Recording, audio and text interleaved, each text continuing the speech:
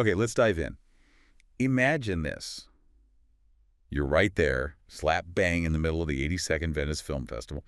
You know, dazzling stars, huge cinematic moments, the whole red carpet It's thing. your spectacle, usually. Exactly. But this year, amongst all that glamour, one particular film landed, and, well, it kicked up more than just applause. A lot more. Yeah, it sounds like it really hit a nerve. We're talking about Julia Roberts' new film, After the Hunt. It's directed by Luca Guadagnino, who you'll know from other big festival films. Right. And its premiere in Venice, it basically became this instant flashpoint, not just about the film itself, but, digging into really complex stuff around the hashtag MeToo movement, contemporary feminism. It really tapped into the current cultural conversation, didn't it? Totally. It's like a cultural temperature check. And that's what makes it so interesting to unpack. We're drawing on a really detailed AP News piece here, which caught those first reactions. So our mission today is to really get into this film. Yeah, what's the story? Exactly. The premise, the really pointed questions it raised right away, what the filmmakers were trying to do, and how it connects to that bigger discussion about misconduct, accountability, truth, all of that. It seems like it's deliberately uncomfortable. Right. And maybe that discomfort is, well, the whole point. We need to explore that. Absolutely. And what a place for it to debut. The 82nd Venice Film Festival, specifically Friday, August 29th, 2025. And it was actually Julia Roberts' first time appearing at Venice, the festival itself. Oh, really? Her first time? Yeah. Which, just adds another layer of buzz and media focus. Yeah. The spotlight was definitely on. No kidding. So the film screens, what was the initial take? Well, After the Hunt screened for press and industry first on the Thursday night. Okay. And the reaction was interesting, a bit contradictory. It got a 6-minute standing ovation after the premiere. Which is pretty good in festival terms. Significant sign of appreciation. Definitely. But the AP article makes it clear, almost at the same time, it quickly sparked debate. So applause and arguments? Pretty much. The conversation just spilled out immediately. Yeah. It shows how provocative the film must be, right? Yeah. To get both that strong positive reaction and immediate controversy. It really does. It almost dares you to have a strong opinion. And amidst all that, the one thing everyone seemed to agree on, Julia Roberts' performance. Okay. So even if people were divided on the film. Her performance was hailed as outstanding, universally, it seems, which is quite something when a film is already stirring the pot so much. Yeah, that's impressive. Her portrayal must have been undeniable, even if the message was tricky. Exactly. But to get why it caused such a stir, we need to look at the story itself. What's After the Hunt actually about? Okay, so Julia Roberts plays this beloved philosophy professor. She's in the world of higher education, very esteemed, Right. Intellectually rigorous, moral compass, mentor figure, that kind of thing. Precisely. But the core conflict, the film, revolves around an accusation of misconduct. Okay. And this accusation really threatens her whole world. Specifically, it's her mentee, played by Io Ediri, who's fantastic. Oh, great casting. Isn't it? So Edibiri's character accuses Robert's friend and colleague, that's Andrew Garfield's character, of crossing the line. Okay. Professor accuses professor, with the mentee caught in the middle. Well, making the accusation. Wow. And it's set up within that intense, sometimes insular academic environment. So, given how these things play out publicly, Yeah. often very black and white, I'm guessing the film isn't that straightforward. Is that where the controversy starts? You've hit it exactly. That's key. The screenplay is by Nora Garrett, and the report highlights that it does not offer easy or simple resolutions. Okay, so no neat heroes and villains. Not at all. It's not trying to give you a clear answer or make it easy to pick sides. It deliberately goes into the murky stuff: perception, power, memory, how truth feels different depending on who you are. Especially in that kind of setting. Right. It presents a situation where the line isn't just crossed, maybe, but it's seen differently by everyone involved. It forces you, the viewer, to sit with that ambiguity. Which is probably uncomfortable for a lot of people. I'd imagine so. It avoids simplifying things. Right. Okay, that makes the setup much clearer. Yeah. It really sounds like it mirrors the debates it's trying to start. Mm-hmm. So, with that complex, deliberately ambiguous story, you can just picture the press conference, can't you? Julia Roberts facing the reporters. No, absolutely. They wouldn't hold back. And they didn't. She was asked, point blank, if she thought the film undermines the feminist movement and progress of the hashtag #MeToo movement. Wow. That's a heavy question, a direct challenge, really. Huge. And how did she respond to that? It's such a loaded critique. Her response was very direct, actually. She said, quote, I don't necessarily think it revives an old argument of women being pitted against one another. Hmm. Okay, so pushing back against that specific interpretation. Yeah, she's suggesting it's not about that old, tired trope. It's more about the internal conflicts, the tricky loyalties, the hard choices people face within this current #MeToo landscape. So acknowledging the complexity rather than simplifying it as just women fighting women. Exactly. Refusing to flatten the human struggle in these situations. And it sounds like this intent, this provocation, was really deliberate from the start. Oh, totally. She emphasized that the whole point is the conversations the film provokes. Right. In fact, even the movie poster says it outright. The tagline is apparently, "Not everything is supposed to make you feel comfortable." Huh. That's putting it mildly, maybe. But it's honest. Sets the expectation. It really does. It's like a warning label. Yeah. Expect discomfort. And she elaborated on that idea. Yeah, she said the film stirs it all up for you. Yeah. The idea being that by watching it, grappling with it, you realize what you believe in strongly and what your convictions are. So it's not didactic. It's not telling you what to think. No.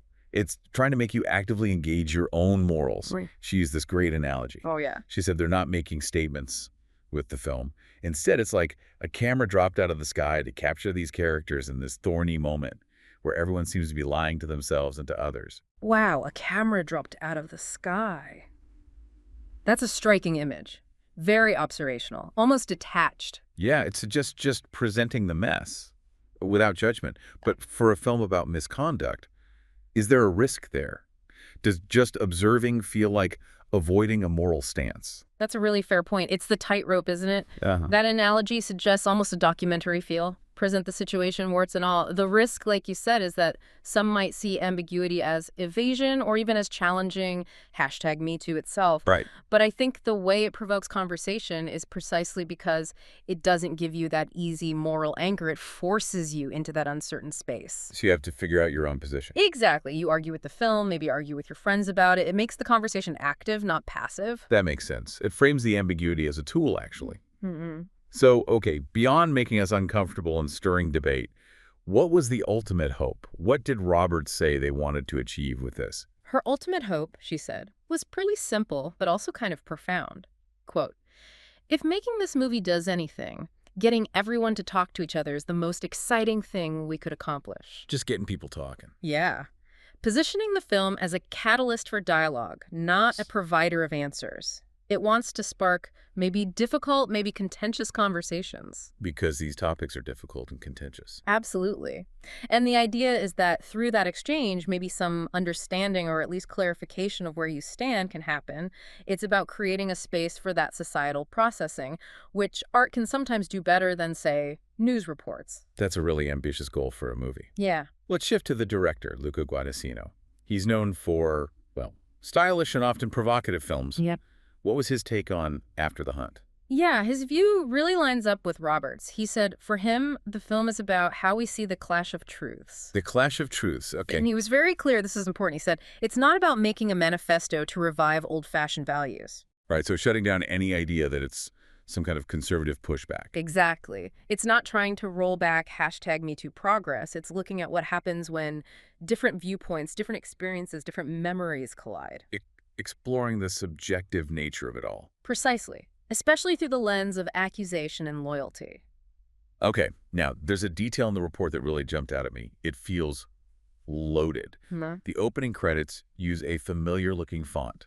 Ah, yes. Go on. Not just any font. The specific Windsor-style typeface, the one made famous by Woody Allen. Yep. Like in Annie Hall, Crimes and Misdemeanors. Instantly recognizable if you know his films. Right. So, why? Why use that font for this film? Dealing with misconduct accusations and public perception. It feels like a deliberate wink or maybe something more pointed. It's incredibly bold, isn't it? And yeah, very meta. When asked about it, Guadagnino apparently first gave a sort of flip answer. He called it his crass answer, just saying, why not? Okay, fair enough artistic freedom. But then he elaborated. He said that while making After the Hunt, he and his team kept feeling how linked it was to the great oeuvre of Woody Allen, specifically from around 1985 to 1991, that period. Okay, so a direct aesthetic and maybe thematic link to Allen's highly regarded work from that era. Yeah. But the intention, Given Allen's own public controversies, the accusations, this has to be more than just liking the font, right? This is where it gets really potent, I think. Guadagnino called it an interesting nod, and he explained it was about thinking of an artist who has been, in a way, facing some sort of problems about his being, and what is our responsibility of working with an artist we love. Wow, okay, that's a lot. It really is. He's explicitly connecting the film's themes, misconduct, perception, truth, ambiguity, not just to the fiction, but to a real-world artist who has faced serious, ongoing accusations. So it forces the audience to think About our own relationship with art and artists, right? How do we square loving the work with troubling allegations about the creator? What's our responsibility as an audience? It adds this whole other self-reflective layer, Right. tying the film's world to real, uncomfortable debates. Exactly. It's a powerful, potentially divisive choice, but undeniably thought-provoking. It really is. And just for context, the film wasn't actually in the main competition of Venice, so no Golden Lion chase. Right. But Guadagnino's a regular there. He had Queer last year, Bones and all, before that. And Challengers was supposed to open the festival in 2023, but got pulled because of the strikes. Ah, right. So he knows the Venice scene inside out. A festival veteran. And while Roberts hadn't been to the festival before, she's obviously worked in Venice, knows the world stage. Point being, these aren't newcomers stumbling into controversy. It feels like a very conscious, artistic statement from people who know exactly what they're doing. Absolutely. So bringing it all together, it seems clear, After the Hunt isn't trying to give us easy answers. Definitely not. It avoids neat resolutions on these really messy, vital questions it raises. The whole point seems to be sparking those difficult conversations. Yeah, about accountability, truth, how we judge people after accusations surface. It really pushes you, the audience, to sit with discomfort, with ambiguity, instead of looking for a simple moral takeaway. It forces you into that space where different truths or perceived truths clash. Which leaves us, and you listening, with a pretty big question to chew on, doesn't it? I think so. Something to really consider. In this age we're in, information everywhere, opinions hardening. What's the value? What's the role of art that deliberately stirs it all up like this, that refuses to give comfortable answers? And maybe more specifically, how do we engage with fictional stories about misconduct, especially when they echo real life so closely, when they touch on the problems of artists we might admire? Yeah. What's our responsibility as an audience? How do we engage critically with the art and the artist, even when it makes us confront our own biases, our own discomfort? It's not easy. There are no simple answers there either. But perhaps that's precisely the conversation After the Hunt wants us to have.